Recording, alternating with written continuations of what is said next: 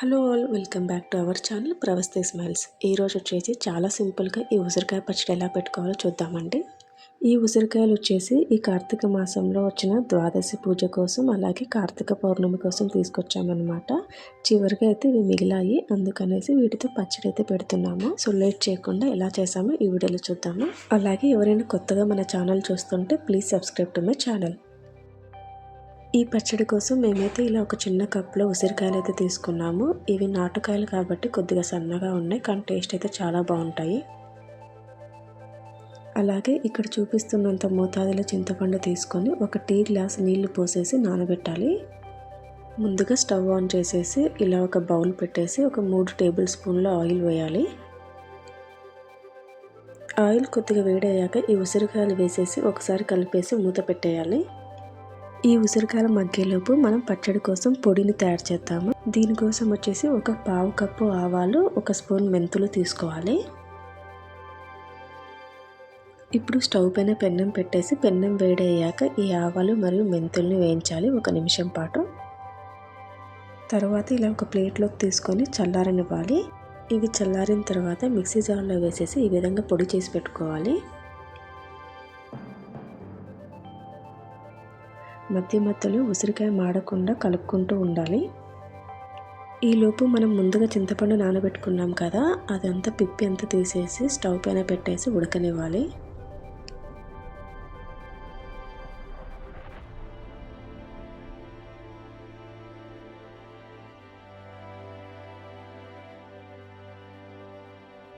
ఈ చింతపండు ఉడికేలోపు మనం ఉసిరికాయని మధ్యలో ఇలా కలుపుకుంటూ ఉండాలి.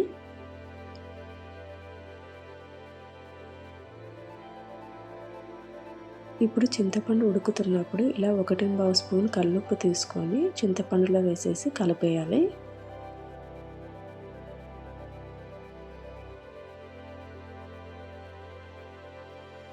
ఈ చింతపండు ఉడుకుతున్నప్పుడు మనం పక్క స్టవ్ మీద పెట్టుకునే ఉసిరికాయలు కూడా అయినా లేదో ఒకసారి చూసుకుంటూ ఉండాలి.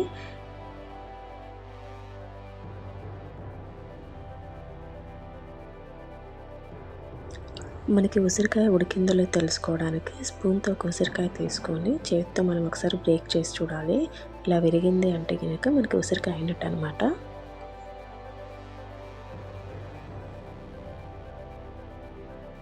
ఇప్పుడు ఉసిరికాయ ఫ్రై అయిపోయింది కాబట్టి స్టవ్ ఆఫ్ చేసేసి పక్కన పెట్టి చల్లారనివ్వాలి.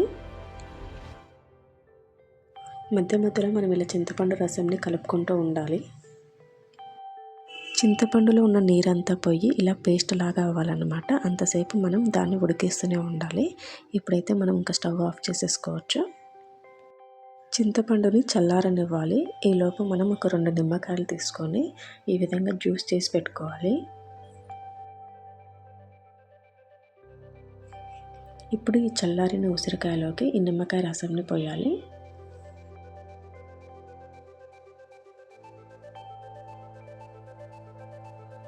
అలాగే మనం ముందుగా పొడి చేసి పెట్టుకున్న ఈ ఆవల పొడిని అలాగే చింతపండు గుజ్జుని వేసేసి కలిపేయాలి.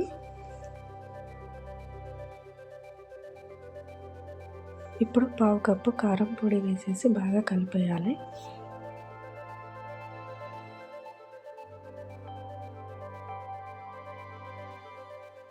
ఇలా కలిపేశాక ఇప్పుడు ఒక పావు కప్పు కాచి చల్లారబెట్టిన నూనెను తీసుకొని ఈ ఉసిరికాయలో వేసేసి బాగా కలిపేయాలి.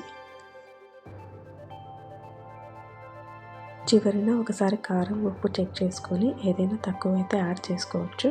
మేమైతే ఇప్పుడు ఒక 1/2 స్పూన్ ఉప్పు అయితే యాడ్ చేసాము. అంతే అండి, ఎంతో టేస్టీగా ఉండే ఈ ఉసిరికాయ పచ్చడి అయితే తయారైపోయింది. దీన్ని మనం ఒకరోజు పక్కన ఉంచేసి మరుసటి రోజు నుంచి అయితే తినేయొచ్చండి. ఆల్రెడీ ఆయిల్లో ఫ్రై చేసాం కాబట్టి ఎక్కువ రోజులు మగ్గనిచ్చాల్సిన అవసరం ఏం లేదు. అందులోనూ మనం తీసుకున్న క్వాంటిటీ కూడా తక్కువనే కాబట్టి మరుసటి రోజు నుంచి తినేయచ్చు. ఈ ఉసిరికాయని ఈ విధంగా ఒక ఎయిర్ టైట్ కంటైనర్లోకి తీసుకొని స్టోర్ చేసి పెట్టుకోవాలి. వేడి అన్నంలో పప్పుతో పాటు తింటే చాలా టేస్టీగా ఉంటుంది. మీరు కూడా ఒకసారి ట్రై చేయండి. ఈ వీడియో మీకు నచ్చినట్టయితే please do like, share and subscribe to my channel. Thanks for watching.